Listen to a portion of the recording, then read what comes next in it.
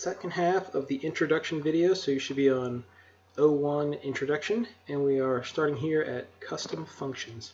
Again, this is for the STA 3032 class, for Statistics for Engineers, and we're going over Introduction to Python. So we want to define a function now. A function is something that you can call later in your code, so you define a function ahead of time, and it does repetitive code that you want to run over and over again. And the way you define a function is you use the word def, and then you give it a function name, and then parentheses, your variables that you want to input. So in this case, we're going to have an A and a B, and then a colon. And then anything you type inside that's indented one level in will, so if you create a new variable called C equals A plus B, you're going to take these two inputs, A and B. You're going to create a third variable, C, that's going to be the sum of the two. And then we'll go ahead and the return statement gets out of your function call and returns whatever you pass in here. And it returns it as a tuple. So if you wanted to return multiple items, it will return it as a tuple, like we talked about in class. So in this case, we're defining a new variable, C, which is going to be a data type of whatever A and B are that get passed in. And we're just going to sum the two and return its value. So go ahead and hit Control Enter on that line. You'll see that we have a number that gets added there when you hit Control Enter. That means that this has been put into memory now. And so now we can go ahead and call this method. So right here, where I say add underscore two objects, I'm going to pass in 10 and 5. It's going to go ahead and call that function above, and with the objects, A is now going to be 10, B will be 5, and then it'll spit out the sum of the two as the variable C, and that should be 15, and you'll see that's the output that we get. But because we didn't declare data types here, A and B can be any object, and here we're going to pass in two different string variables. So STA 3032, and then when we call that, you'll see that it concatenates the string by, that's what the summation does here. In your method, it's going to concatenate it to create one string called STA 3032. Two strings, two integers.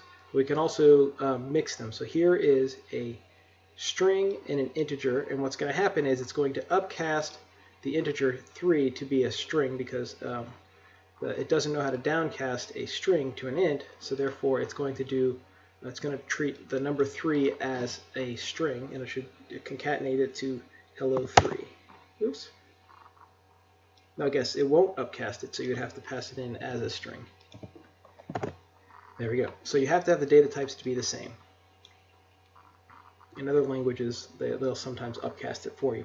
Okay, now we can do things. That was a single object, but now we're going to pass in an array. So an array is a list of items. And we're going to go ahead and create a new method called calculate the mean of an array. So we did the defining it, def, space, the method name, then parentheses, and then your argument list of all the things you want to pass into your method. In this case, we're passing in one thing. We're calling it ARY, short for array. Then we put our colon to define, that's the end of our signature for defining our method. Going down to our return type, this is what gets passed out of your function, and we're going to divide the total the total of all the objects divided by the length, and that is the definition of how we calculate the mean or the center of mass of a list of data. In this case, we're calling it array. So what does our function do? That's the middle part. We've created a variable called total. We've initialized it to 0.0, so that's of type double. Now we're going to go through every item in the array. That's what this line right here does. It creates a for loop. And how a for loop works is you use the keyword for. You'll see it's in green, which means it's a keyword. Then you're going to define a variable. In this case, we're calling it val for value, short for value. And then another keyword in. See, it's in green, so it's a keyword. And then array, which is what we passed in. So it's an array of items. So it's going to go over each individual element in an array and give it the value val. So now that's what this loop right here is. So from that colon to the end of the indentation is going to be what's called the loop, for loop. So total is going to, let's change this notation so you don't get too confused, is going to equal value plus the original value of total. So coming in the first time through the loop, total 0, so you're adding whatever the value is plus 0, and you're going to assign that to total. Now it comes back here for the second time through the loop, the value is going to equal some other value, and total is going to have been updated. So in the end, we're going to have gone through every item in the array and just summed up everything here. So that's what that's what this method does, and then it returns the total divided by the length, or the number of items in your array. So we'll go ahead and hit Control Enter on that. See, we've got it as number 51 in our list, so that means calculate mean array is now in our memory for Python. So now when it sees the term calculate mean array, it knows where to go in memory to find it. We've created an array. In this case, it's a list of 2, 3, 4, 5, 6 items, and it's going to just sum them up when we call this line of code here. So go ahead and run that, and you see the mean gives you 35. And we can verify that like we did in class. I didn't define NumPy, but you can do that in your calculator. So just go ahead and add all those up, and then divide by the 6 items, and you should get 35. And it's a decimal, so you notice that it's a double, or let's see what type it is, right? So we're now going to pass the output of our calculate mean array into a variable called test, and I want to see what data type it is. So we use the type keyword and pass in the array, and you'll see that it's a floating point number. Even though we passed in a bunch of integers, it returned back a type of float. Then how do we do the median? You'll see the same thing. We're going to create a new method called median, and we'll pass in an array just like we did for the mean. And then we've defined the steps to create a median. You can go ahead and calculate the median. You can go ahead and verify the math here.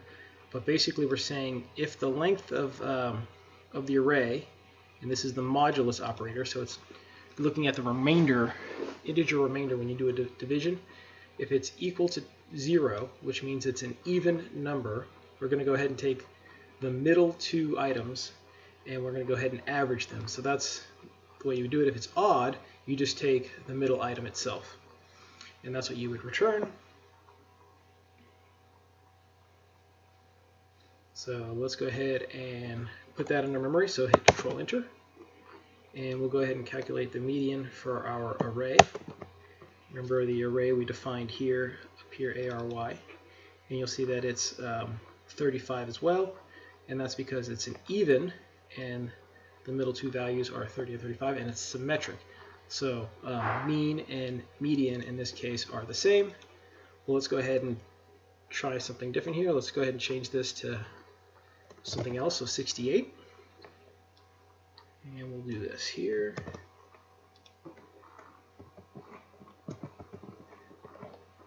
So we're going to call mean.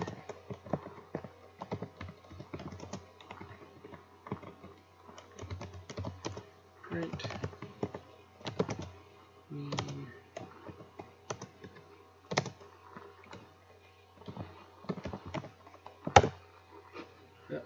Did I not do that right? Oh, because I didn't recalculate that. So now when we run it, you'll see. So what happened was I never ran this again, so it still had the old array in memory. That's why I kept the 35. But when I reran it again, so now you see 57 as the output, and this is 58. So that means I ran this before I ran this one. You'll see that the mean was shifted, but the median was not. So now let's look at some flow control statements for Python, and this is how you would use your code to do like if statements or while statements, and again that for statement we talked about here in a second. We're going to define 2 variables, a and b. We'll define them both to equal 10, and we're going to have an if statement here. If a is greater than 0 and b is greater than 0, we're going to go ahead and add the 2 objects. And this is a different way in class. This is a different formatting way I've been doing. You can do it with the format method, or you can just do comma separating them. So we'll do it comma separating because that's the way I've been doing it in class. And I think I have too many parentheses when I do it that way. Oops, there we go. So if this statement is true, it does this. Now we're going to say if it's not true, go on to check the next thing, and we'd say check to see if A is 0, and then else print nothing to C. So let's go ahead and run this line of code, and you'll see it added them because this first line was true. So this is just a simple check. In applicability to statistics, you could say if our test statistic is less than our p-value that we care about, go ahead and say we reject the null or something along those lines. And we'll get to that when we get into the chapter, like chapter 8 or so, where we're talking about hypothesis testing. So flow control is important with if statements in programming in general, but it's applicable to statistics in our class specifically. A while statement is a loop, and it's going to do something while the expression here is true. So while x is equal to 0, so as long as x is greater than 0, everything that's indented below the while statement will continue to run until this statement is no longer true. So in this case, we've defined x equal to be 5, which is greater than 0. It's going to print it out, then it's going to subtract 1, and then it's going to go back to here, check again, print it out, subtract 1, print it out, subtract 1 until x is no longer greater than 0. And then after this last line of code is done, it continues the flow control back down to the next line of code, in this case to our print statement.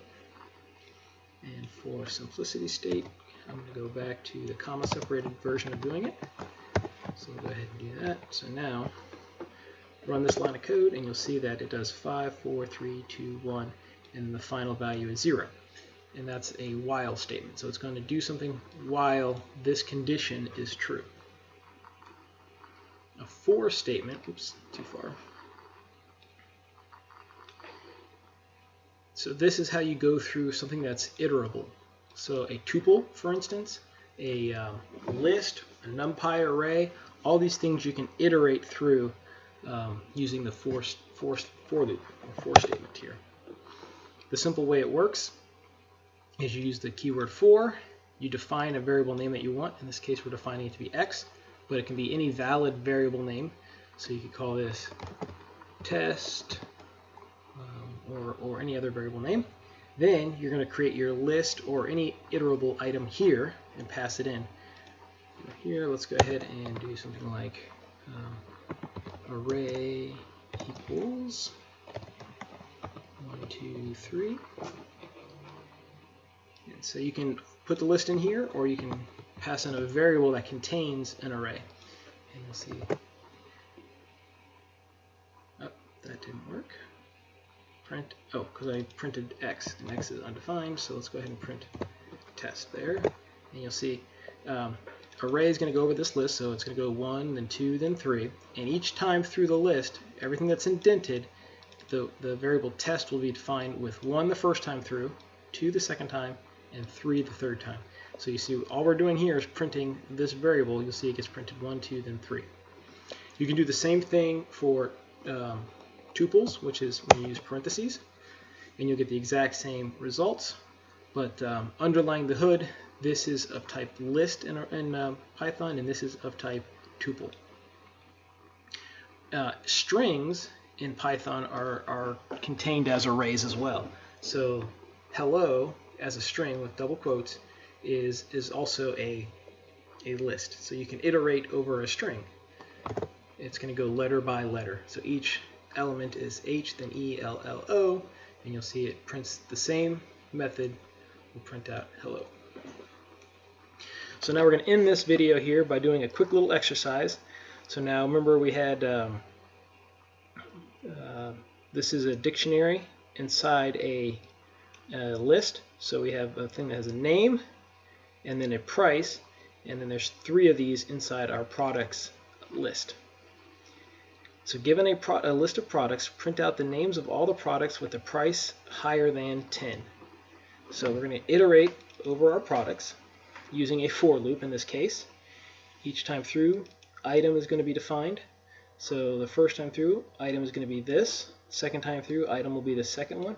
And the third time through, item will be the last one. Now we're going to use flow control to do a quick if statement. So we're going to check our individual item's price and do a comparison to see if it's greater than the value 10 that we defined for our exercise. And then if it is, we go ahead and print the name. If it's not, it's going to go back up through here and just go over the next list. So let's go ahead and define our products and then go ahead and run the thing. And now we can see that with a price greater than 10 should be orange. Is that the only one that gets printed out? Yeah, because banana is 10, but it's not greater than 10. So if you did greater than or equals to 10, you should get orange and banana. Now if you did strictly less than 10, you should only get apple. So that's the solution to the exercise, and that's the end of the introduction video, and we'll go through a bunch more videos here shortly.